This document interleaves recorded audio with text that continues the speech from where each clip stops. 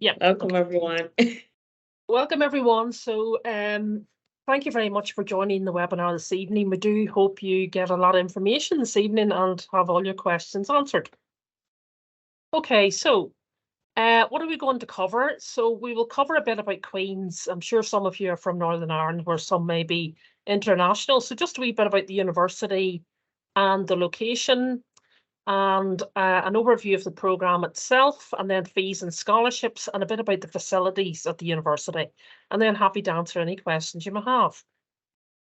So Queen's University is a Russell Group university, so it's the top 24 research intensive UK universities are in that group. And we're actually ranked in the top 200 in the world in the Times Higher Education rankings. We also have a great reputation for employability and rank in the top 170 in the world for that. And we're actually the 9th oldest university in the UK, and we were founded in 1845. So the university was actually founded by the past Queen Elizabeth's great-great-grandmother. And if you come to Queen's, you'll see that it's a mix of really old and some very modern facilities. So a really nice campus, I have to say. So for those of you that are tuning in from outside of Northern Ireland, and just to talk a wee bit about our location, we're in the north of Ireland, but we're part of the United Kingdom. So UK is England, Scotland, Wales, and Northern Ireland, and that's us on the map at the top. So we're about an hour or so, an hour and a half from Dublin by train or bus, about half an hour from Liverpool by flight, and about an hour from London on the plane. Okay, so actually a really nice location in which to study this programme as well. So Belfast is a really up-and-coming city. It's a nice size. A lot of students would say it's probably the ideal student city because it's about, if you line up all the cities in the UK in terms of population, Belfast would be in the middle. So it's not too big and it's not too small, and you can actually walk to most places. And it's a very safe and friendly city and has a low cost of living. Generally, in student living costs, rankings and so on, we would have the lowest student rent, etc. in the UK. So a great place in which to see your money going further. And we have lots of really beautiful coastlines. So we're only about an hour and 15 minutes from this Giant's Causeway photograph that you see. And if there's any Game of Thrones fans among you, you may know that most of Game of Thrones was actually filmed in this part of the world. So if you come to Queen's, you can take a day trip and look at all the locations for Game of Thrones, basically. Right, I'm now going to hand over to Dr. Kim Marie Spence, the Programme Director, and she's going to talk a bit about the programme itself. Hi, everyone. Welcome. I think you all are in different time zones, so good morning, good evening, good afternoon. I'm Dr. Kim Marie Spence. That's strange to say. But I'm the program director for the MA in Arts Management and Cultural Policy this year. I very intimately understand, how much it is to come in as a foreigner, being foreigner myself, coming from Jamaica. And for the Game of Thrones fans, I am working my way through the Game of Thrones list in Northern Ireland. I highly recommend it. So now on to the program itself. The MA in Arts Management at Queen's, again, it has four great things going for it. One, an arts management degree is not common. And so having an arts management, we tend to refer to it as arts management and cultural policy. Some of our colleague programs are called creative industries and cultural policy, but a lot of the same things. Here we have a balance of theory and practice. So myself, I teach the cultural policy module, and so that's a lot of theory in terms of how policy is made in different places, different international models of cultural policy, and different discourses around cultural policy, which impacts on how different places shape, how different places arts management and cultural policy are shaped. we are lucky to be in Belfast because Belfast, one, the theory is everywhere. All programs have this theory, but Belfast is also recently named a UNESCO City of Music. It has a very rich cultural heritage and a very vibrant arts and cultural sector. And so that allows us to have both the theory in the classroom, but also a lot of practice in terms of we have a 18-day placement program that is part of our program, and we have very good relations with other arts and cultural organizations. So here our case studies aren't hypothetical, but we actually do case studies on real organizations, real scenarios. And so it's yes, a lot of theory, but also it's almost in some sense an apprenticeship into the world of arts and cultural management. It's an interdisciplinary program, both from the lecturer perspective and the student perspective. For example, my own background is I used to be head of creative industries and film commissioner in Jamaica. So there's a strong policy background, and I study non-West popular music industries, particularly K-pop and reggae. So you get in that cultural policy and music industries background. My colleagues, Dr. Ali Fitzgibbon studies a lot of freelance work in the creative industries and is coming from a theater, circus, and youth creative background. And my other colleague, Dr. Maria O'Brien, studies film and game industries. So she's the person to talk to about Game of Thrones and how that operates both within the island of Ireland, which comprises of two countries, the Republic and Northern Ireland, but also wider in the EU. So there is that interdisciplinarity that comes from us, but also our students come from a number of different backgrounds. Just this year, we've had people that come from a classical music background, i.e., were members of an orchestra, people that come from the visual arts, people that come straight out of undergraduate. And so the interdisciplinarity and diversity of the program is not only from the lecturers themselves, but also the people who you will share a classroom with. As I mentioned before, there's a lot of practice-based learning. So we do have a voluntary placement with the various organizations that populate Belfast and Northern Ireland. And it helps that our own backgrounds of having worked with some of these organizations and some of our alumni, which I'll get into later, who now work in these organizations, has helped to foster that kind of focus. I should note that the practice-based learning isn't just confined to Northern Ireland. So this year, our case studies are from the Republic of Ireland. So here you will learn the lingo quickly, the south of Ireland. And we're looking at a small creative arts festival in the south of in the Republic, and we're also looking at one of the leading contemporary art galleries in England, the John Hansard Gallery. And so you see two different operations, how England treats its arts, how the Republic treats their arts. And each year we have case studies that are coming from different places, whether, the international focus, as I noted, the interdisciplinarity, I should note the international focus, both in terms of our content, particularly with cultural policy. We look at cultural policy all over the world, the Caribbean, of course, Great Britain, the UK and the Republic of Ireland, East Asia, South Asia, and South and West Africa.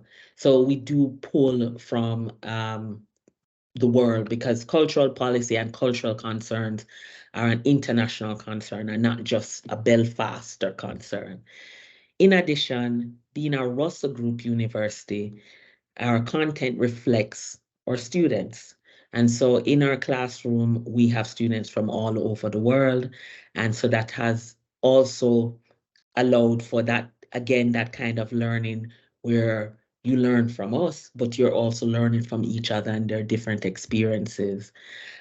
We've had, people are coming from the orchestra example I mentioned earlier. That particular student was coming from the Netherlands.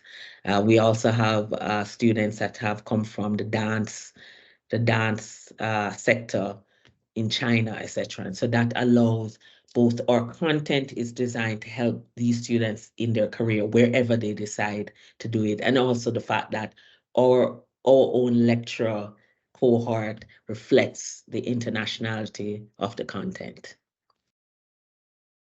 That was a lot. I should note that the practice-based learning is making use of the wonders of Belfast. So this is a field trip that happened literally last week. And we went to one of our partner organizations, the Crescent Arts Center, which is a community arts organization that serves a whole sector of Belfast, South Belfast. And so you can learn anything from Bollywood dancing to there's an Arab women's choir, there are craft classes. And so this is a section of our cohort this year. And we, as a partner organization, we not only got the tourist tour, but they also talked to us about management in terms of their finance director talked to us about fundraising, etc., and about their audience strategy. And so this is kind of what you should expect. This was one of two. We also went to the Belfast City Hall earlier this year, where we had the Director of Culture and Tourism of Belfast talking to us about their emerging strategy related to the UNESCO City of Culture and also other projects that are happening around Belfast. And so we allow through our program and through our partnerships, intimate look into how organizations are run and how cultural policy is made. And so you'll be able to use and apply what you learn in class. I should note, feel free to drop any questions in the chat. As a lecturer and a program director, talking is what I do. And so I'm happy to answer any questions you might have. I should note that one of the, looking at the slide, you see things about, Black Lives Matter, memories of COVID, or continuing COVID, and oil concerns. We realize that arts and culture is not static. It has never been, and it continues to not be so. And so in our program, there is not just one about learning arts and culture and arts and cultural management as it currently operates in Belfast, or as it currently operates in Jamaica, or as it currently operates in the Middle East, etc. But also for us to understand its social and civic role and the changing landscape and ethics of arts and culture in a changing world. Our ethos is that we're preparing our students not just to work within arts and cultural management, but also to be leaders in arts and cultural management. And that requires not just management, but actually leadership. And so, and we discuss things about social movements such as Black Lives Matter, the impact of technological changes on the practice and theory of arts and cultural management, such as, YouTube, Twitter, etc. For example, particularly in my area of K-pop, the impact of social media on fandom and the connection between fans and various K-pop groups is without parallel. Additionally, there has been a lot of discussion within the UK and the EU about the impact of funding from various oil companies. And so you would have heard in the news about different protests about the use of oil funds, but particularly in the creative industries and in arts and culture. And so these are the kinds of issues we also discuss. We are preparing for a future, but we're also very cognitive of what happens now. And so I often say there are the books, but there's also just keeping current about what's happening in arts and cultural management in whichever part of the world you're most concerned with. Now to the actual nitty-gritty of arts and cultural management. I talked a lot about the ethos of it and our principles about it. But there, what does the MA Arts Management course actually entail? I did make it a point to show the graduates because believe me, you can do this. But it is a 1-year arts management course, and it does require a lot of work. But as you see from this pictures from last June, it can be done. So we have basically, it's a 1-year course with 6 compulsory taught modules.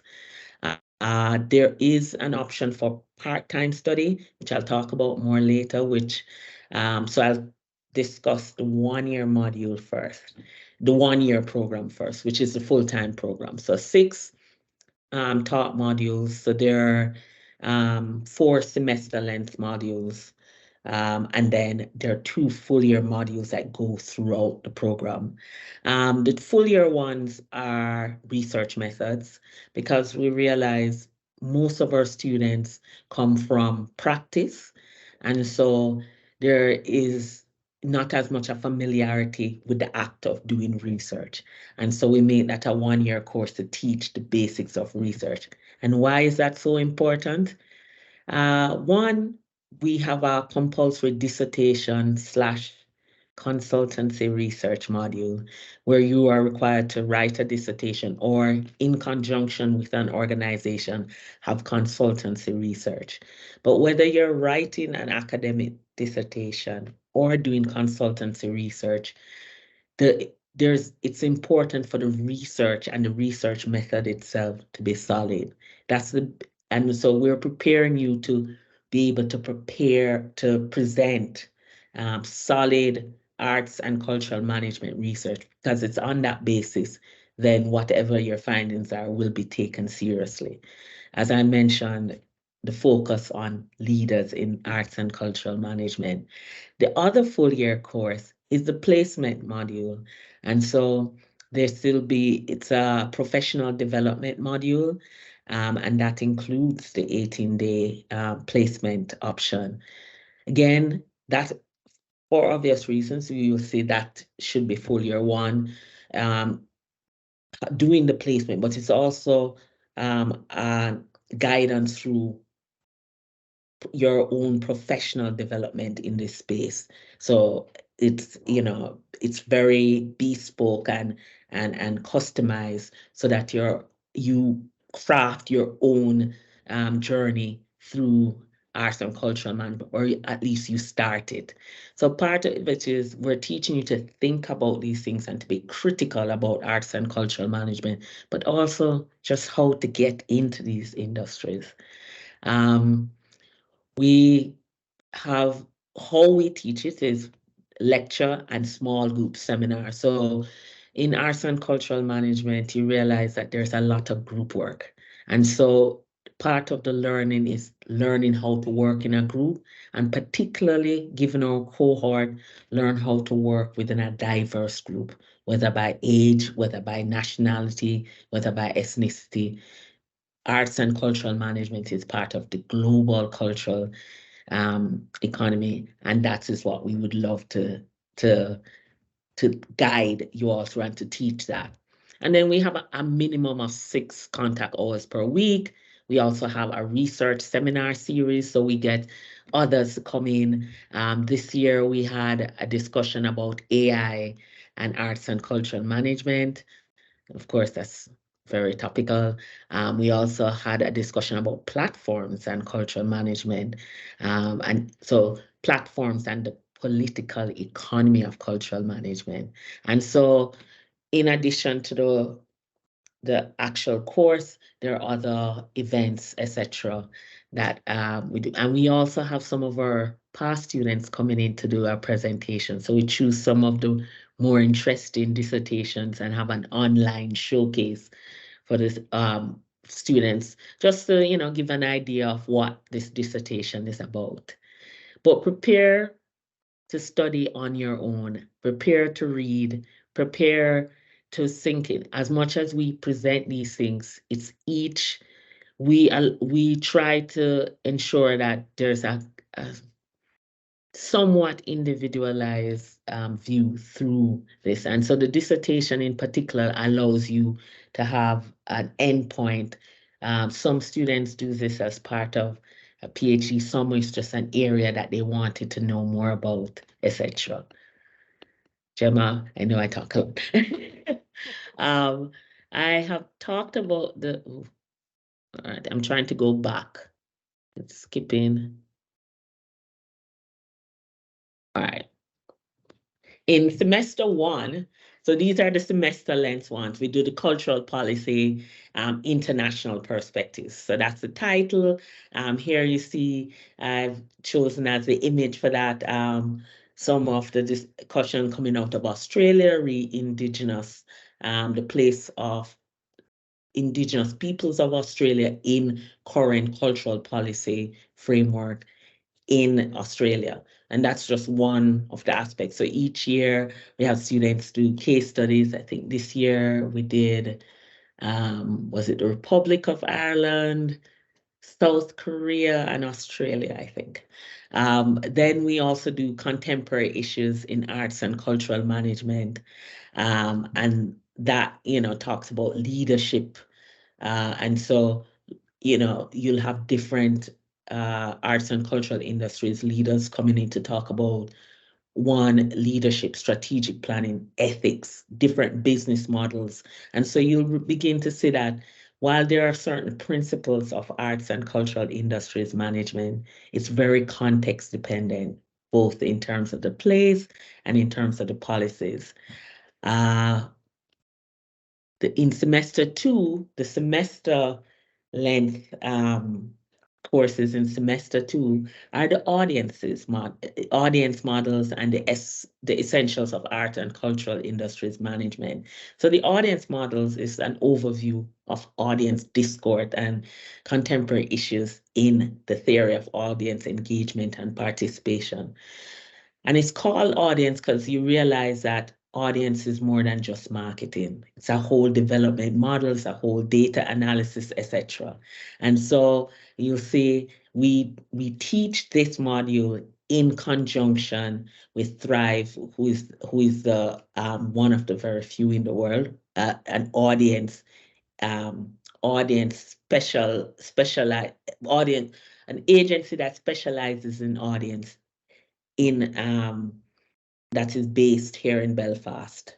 There are only two that I know of. The other one is in England. And so being able to co-teach this course with them. My colleague, Dr. Maria O'Brien, co-convenes this course with Thrive. We also have the essentials of arts and cultural industries management. So earlier in semester one, you would do individual leadership and talk to management, etc. Here, now you work on a case study, a particular project. This year, one of the case studies is the John Hansard Gallery, as I mentioned earlier, and this was a picture some of us from the board took there. So spoiler alert, I'm on the board of the John Hansard Gallery. And so the students are making a project plan for this pop-up that they have, which is portraits in a Chinese studio. And so you see us here, this studio is moving around England. And so the students are creating plans for the studio. So the studio is presently in Southampton, which is the home of John Hansard Gallery. And as this project is going, the students are working on it. So the best of the plans will, with permission, if we get the permission of the students, we'll present them to the organizations. And so they get to liaise with the management and ask questions about creating budgets, etc. You know, having been on the policy side of things and also working in the sector myself, this is the part, there's a lot of discussion about the creativity in arts and cultural management, but management also involves fundraising, budgeting, income generation. And this course allows you to do it on real-time problems, and discuss it within your small group seminars, etc. So this was us taking a picture there. There was a panda hat. You can ask questions about that later. And then, as I noted, there's the research methods on and the professional development and placement. So I will note we had one of our students that did their professional, their placement in the Ulster Orchestra this year. I will note that placements placements can lead to jobs, but all placements don't lead to jobs. And so it is a way to gain experience on your CV for moving on.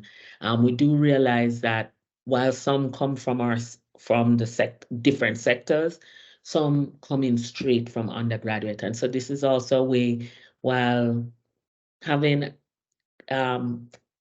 teaching and being part of the journey, is also to give that experience. And so here, professional development includes lectures, personal journals, so that the convener there, Dr. Ali Fitzgibbon, also can guide you in your journey through professional development. There is a semester 3. So this, and that is the dissertation and consultancy research project. Semester 3, you might ask. I know some are from 2-semester models. So semester 3, it basically is your summer. It's May to August, and it's usually due in September. And so this is where you write a dissertation. The dissertation is 15,000 words. We also have a consultancy research project, because we realize that, well, there is the research project, but also some want to continue to do that more practical, working together with different organizations to respond to our project. One we had was a student doing work on cultural policy related to the differently abled and disabled members of the arts and cultural community. So you see there the University of Atypical. We also have one student working with another organization on their audience development strategy in response to the changing demographic of Belfast, which includes us. And so one can choose to do an independent research project based on an identified gap in academic research, and academic research will always have a gap. But there's also a chance to also craft an independent research project with a cultural business or organization. And career opportunities. So what have our graduates done? Have they I must say, they have more than fulfilled our dreams of arts and cultural leadership. We have here one of our students who is now heads up the Black Box in Belfast.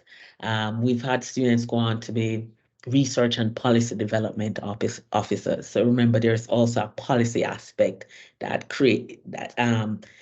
impacts on the environment that arts and cultural management have to work in. You have gallery curators, people who've gone on to work at festivals. Actually, one of our students from last year actually is now heading up the Belfast International Arts Festival. I keep going in the wrong direction, Gemma. And we have people being digital content manager, marketing agents, etc. And of course, those who go on to non-cultural positions, but use the skills that they've learned, particularly those research skills. So this, we've always had, people that have gone on to other things. Some, whether it's in relation to their placement, others in relation to their dissertation, and others just gone on to other things in private sector, etc. But it is the kind of degree that one allows you a policy aspect, and policy isn't just cultural. And actually, spoiler again, one of the learnings from our course is that cultural policy is more than just the policy of arts and culture, but it impact, there's a linkage with economic policy, etc. So that is our program entrance requirements. The last, normally it's a 2-1 degree. So this is what, second class first honors. And although we will consider 2.2, but it depends on if there's work experience, etc. Or IELTS score, we ask for not less than 6.5 in any component, particularly given the nature of this course, i.e. 1 year. To get the most out of it, you want to come in with the language requirements. That said, we also have programs to support those who English as a second language student. It will be taught all in English, but there's a whole course about helping you in terms of your writing skills. We also have the graduate school, which Gemma will talk more about, that also holds writing workshops and have writing tutors. So there are ways to support that. As someone who's had to learn a few languages, obviously, Korean, I realize that learning in another language is very difficult, but it is possible. And we provide the support needed to help that. And we're celebrating 10 years. So we've had 10 years of ESL students, which is English as a second language students. And I think that should be it. But again, feel free to drop in the chat more questions. I'm looking forward to hearing more. And hopefully, I look forward to the opportunity to welcome you all to Belfast. Okay, Kimberly, that's great. So I'll just take you through just a few remaining slides about scholarships and loans and so on. If you could just stop sharing yours, Kimberly, I should get mine back. Yes.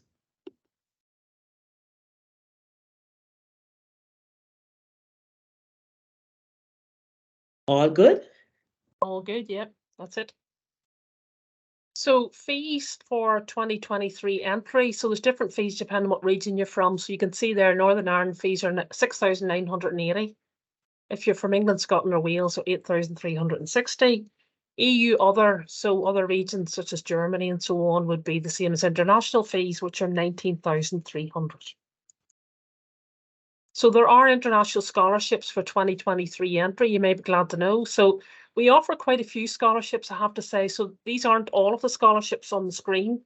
So if you want to scan that QR code, that will take you to the details of all of the scholarships if you're an international student, and it shows you the scholarships by region. But the main international scholarships would be the International Office Postgraduate Scholarship, which is actually a £2,000 fee discount. And you don't have to apply for that.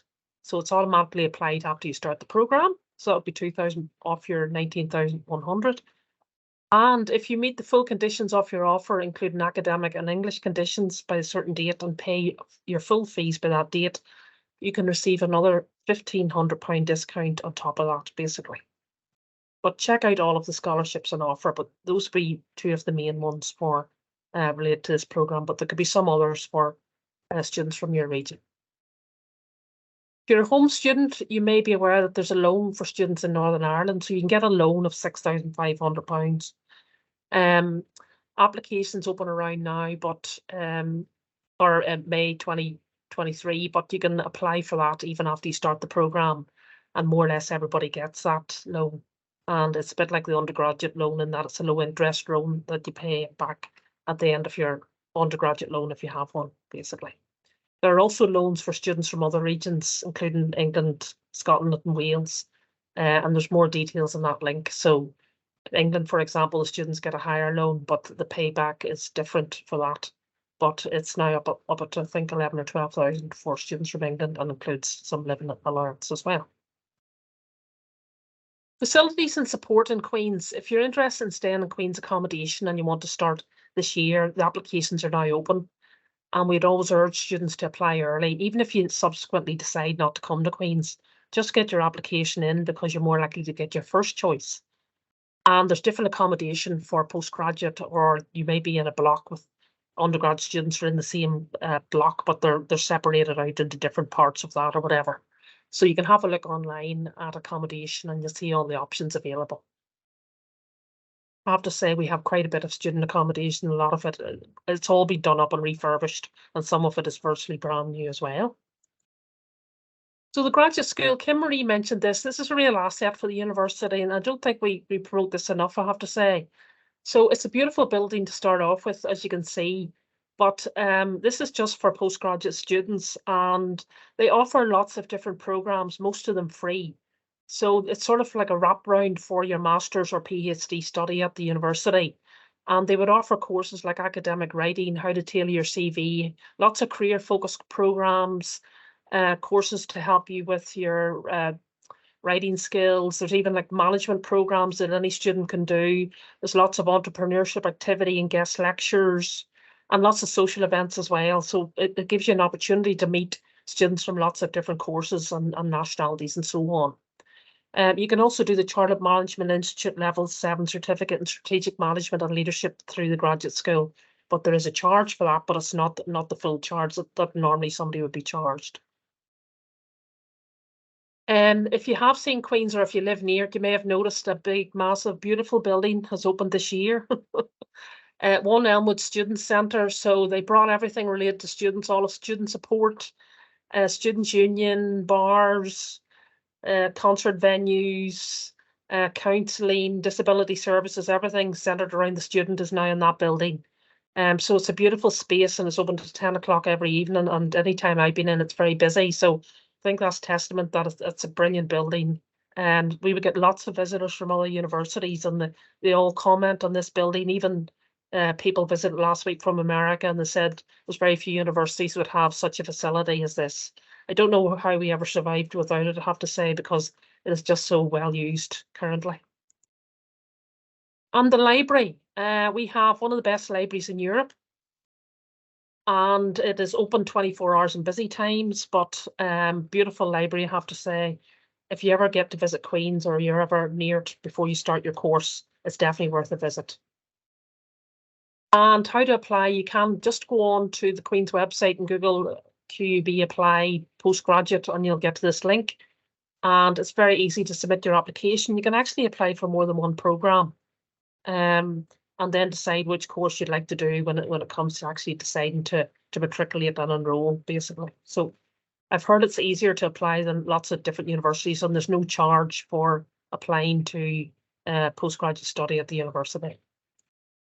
So that is the end of our presentation. I'm now going to stop sharing so that we can take your questions.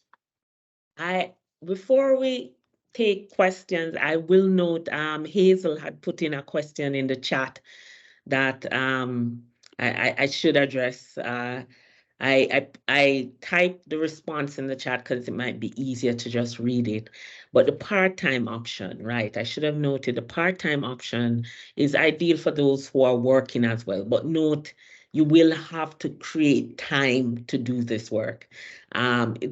Basically, over over 3 years. So you're doing 3 courses each year and then a year to do your dissertation. We've had a lot of students, particularly with childcare needs or students who are have to work. The whole world is going through cost of living crisis. So we understand that. And so you'll do 2 semester length courses and 1 full year course each year, and then a year to do your dissertation. Of course, dissertations are done with supervision. So I noted independent research project, but some might panic and think we have left them on their own to wander around Belfast. We will supervise, so don't worry. And we get supervisors from other departments. So we've had students that have done dissertations on dance. So we would have approached our dance colleagues to see if they were able to supervise that kind of dissertation, etc. So I will note that, and I hope that answers Hazel's and anyone else's question. I see one that says, what date do classes start? Gemma, is that you? Yes, so just put a link in the chat there, and for 2023, it is the classes start on the 18th of September, but there's a pre-semester program, a welcome week type thing from the 11th to the 15th of September.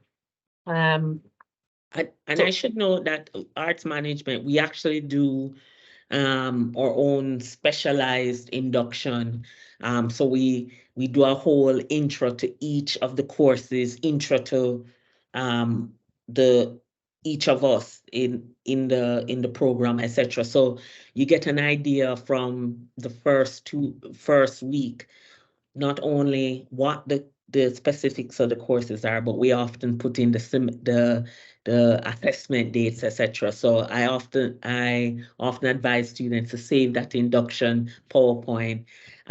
We also have reference information or support information. So we have a critical reading and writing handbook, for example.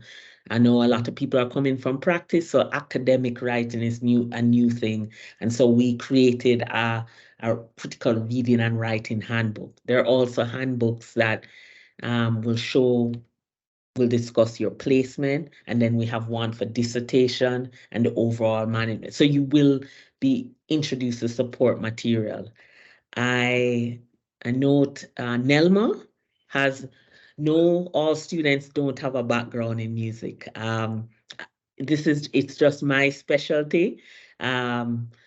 And even then, I also teach at the University of the West Indies one course each year because I'm Jamaican, so I'm giving back to my country. And I teach it in film. So I teach a lot about Bollywood and K-drama, etc. So your background in social and cultural studies is right in line. We have people coming from music. I remember them because I do music.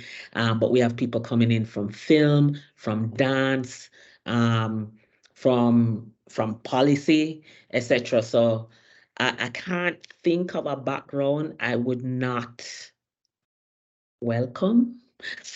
But social and cultural studies is right in the ballpark. Alexandria has asked about international regulations around international students working while studying in this country. So generally, depending on your visa, the vast majority of students would be allowed to work normally up to 20 hours a week. So quite a few students would have part-time jobs, I have to say. Some work in and around the university, or quite a few would work in companies around the city or in restaurants. And there's probably about 3/4 of students that I've met that are international have some sort of a part-time job, I have to say. Yeah. A lot of them. So yes, you generally can work it. They always say be careful to say it depends on your visa, but I haven't come across. There tends to be a limit on how many hours per week, and that has to do with you're supposed to be studying as well. But as a former international student in this country myself, I worked as well. I restored books in the library. But quite nice job. Look, it's an interesting skill. I have a question from Charlie, wondering how much teaching and independent study is involved each week. So we say, each week there are at least 6 hours of contact for full-time students. So for you, it would be at least 3 hours. No, it's 12 hours of contact per week and at least 6 for independent students. So that means you literally would have 2 to 3 lectures a week. I will note that we put all our lectures on one day. So far it's been Tuesday because we realized that it's easier to discuss with your employer about having one day off rather than littering the whole week. So we do try to facilitate that all the lectures are on 1 week, on 1 day, and all the seminars or might be on another day. And that's we found that to be useful for people in terms of organizing their time. In terms of the independent study, that varies. I see students coming back saying at least 10 hours a week. I think that also depends on language ability. If it's your second language, prepare for more. Again, as a person who speaks other languages, I can tell you it takes me a lot longer to go through El País, which is a Spanish newspaper, than it is The Guardian, to go through The Guardian. And so you have to bridge that kind of time. Charlie, does that work? Hazel is asking, is it likely to continue to still be on Tuesdays? Yes. We found that it seems to be it seems to be a day. We do have students commuting in from outside of Belfast, so like local students are coming in, and they found that just having it all on one day, and Mondays tend to be traffic-wise, etc. So it will continue to be on Tuesdays for the foreseeable future, but I'm not. Depending on when you come with us, let us hope that doesn't change. But irrespective of the day, it will all be on the same day, just to support the part-time students being able to fit it in their schedule. Is there a sample class schedule from this year to look at? I don't have one that's very simple. I can share my screen. It looks, but I don't know how crazy it will look to you all. I can share what it looks. Let's see. All right, you can go on to the next question, Gemma, while I find it. So somebody was asking about doing the course on a full-time basis. So the 2 years would be part-time. If you're doing it full-time, you do it in 1 calendar year. So basically from September to September, basically.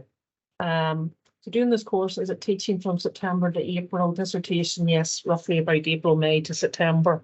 So you're not in class over the summer, but you have allocate a supervisor for your dissertation, and you would meet them every so often. So the 2-year study option is the part-time version, and the full-time and part-time students would be together, basically. But obviously the part-time ones are there less than the full-time ones. Yeah. So I mean, so exactly. I have nothing to add to that. I was going to. All right, let me see. Where are you?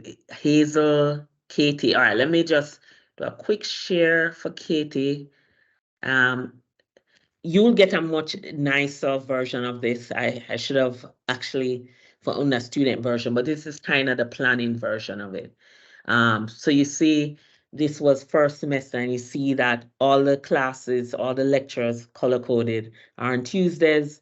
We have seminars that happen on the Wednesday, and and so you realize Monday, Thursday, Friday, nothing. We usually start at 10 and end at about 3.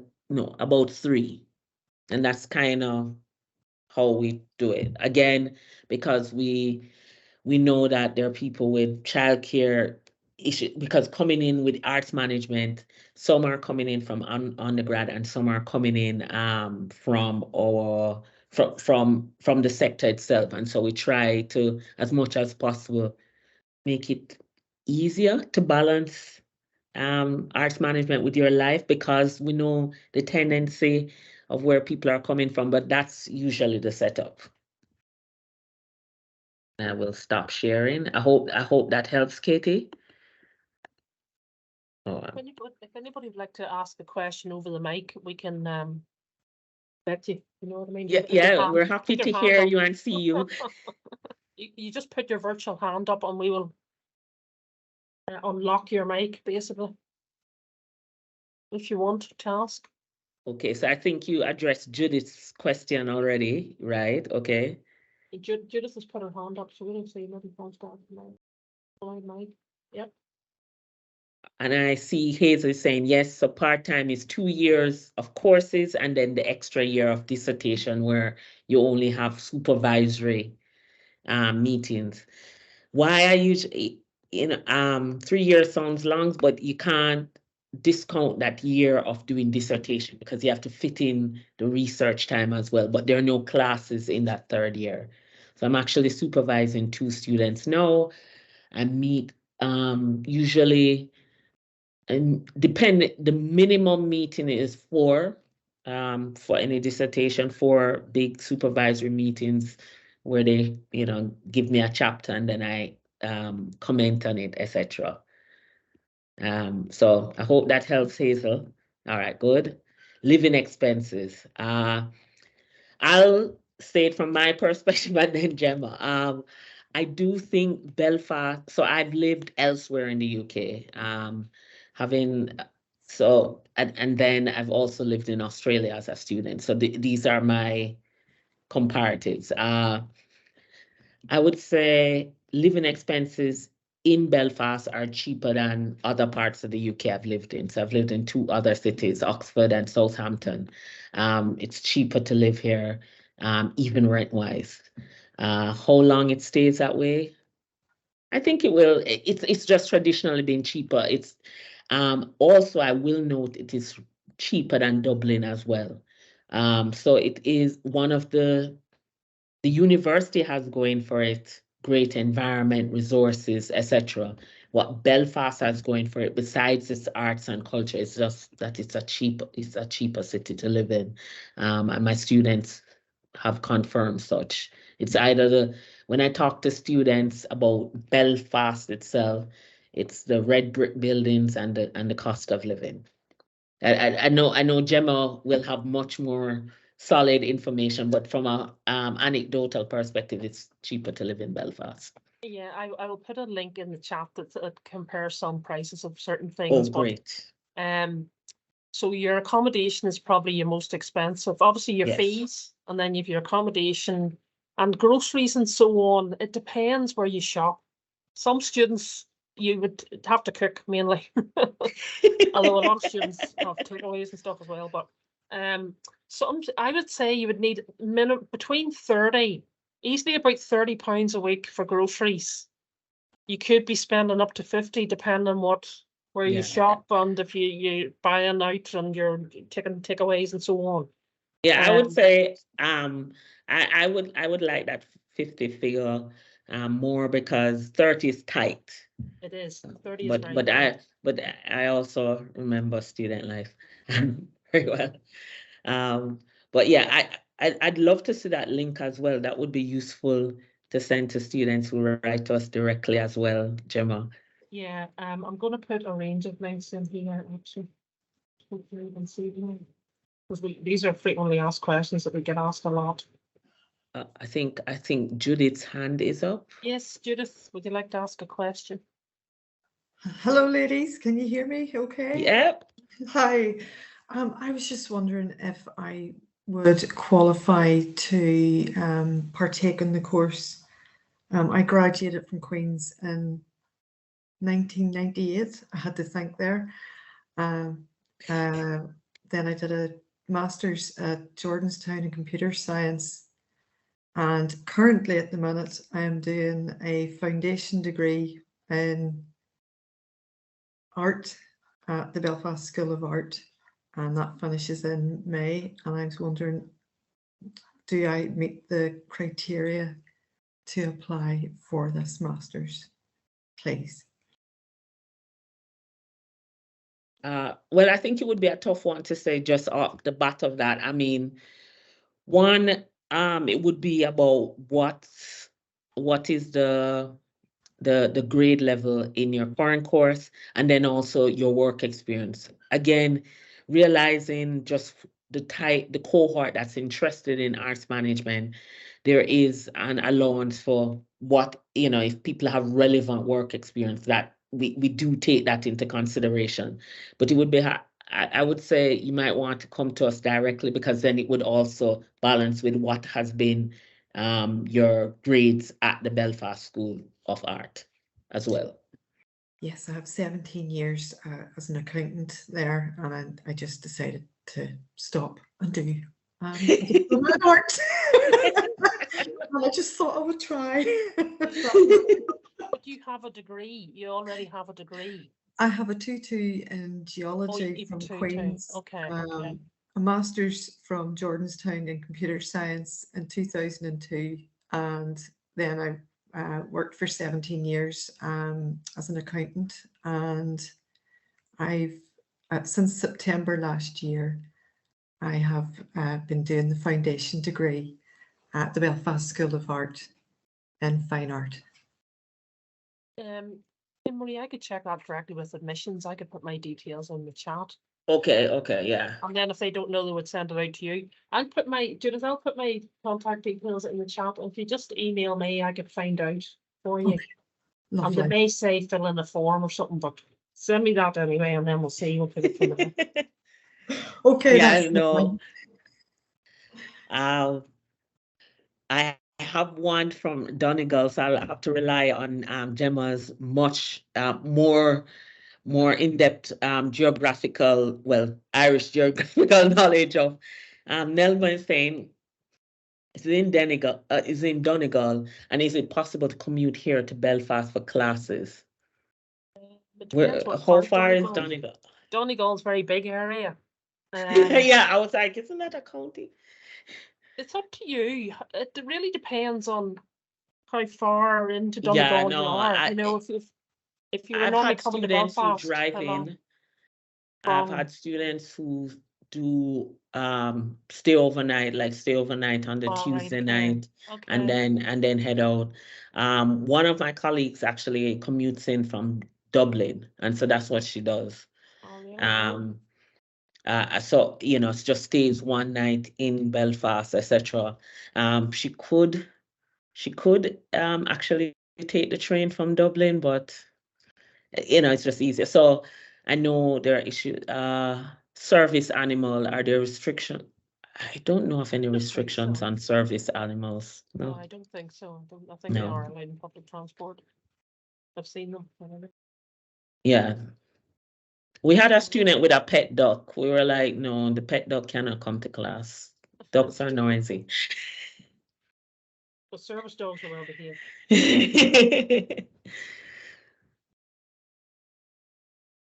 Any other questions? Feel free to ask whatever you want. She's very well behaved, very good.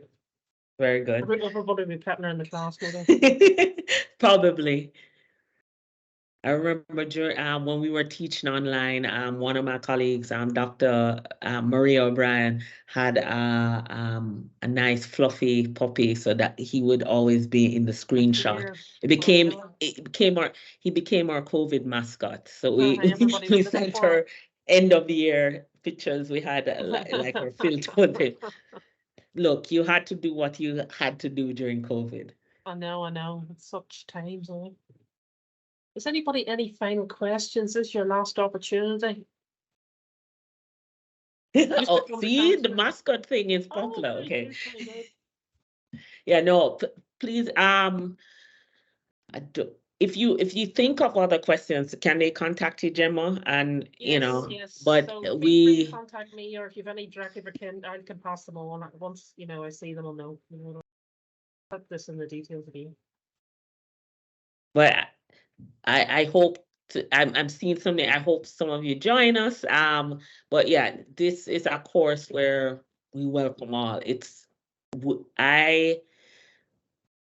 We as academics, we teach, etc. But I have learned so much from my students as well. And I think one of the big things about this program is, one, doing this in Belfast, which is just an immensely friendly city. So I talked about living elsewhere. I, will note that was one of the reasons I moved here.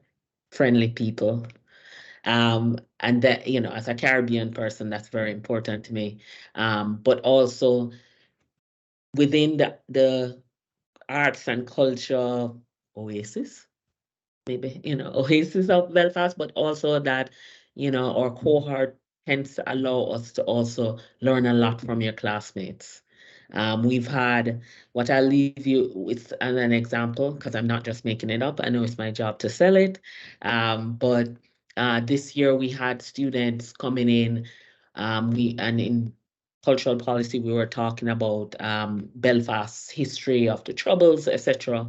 And so what ended up happening was two of the local students, well, one of the local students ended up taking some of the international students on a guided, like a personal tour, their own personal tour of Belfast, which I think is kind of what we want.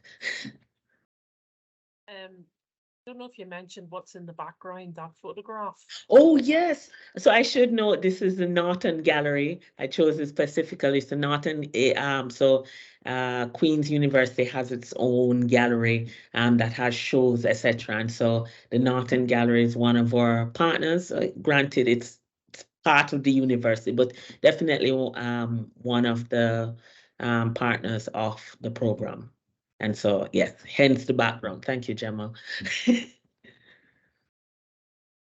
Right, if there's no further questions, we'll wish you all a nice evening or morning or whatever, depending on what part of the world you're in. And we hope to see some of you well, most of you in September, basically. Yeah, looking forward to the application, Hazel.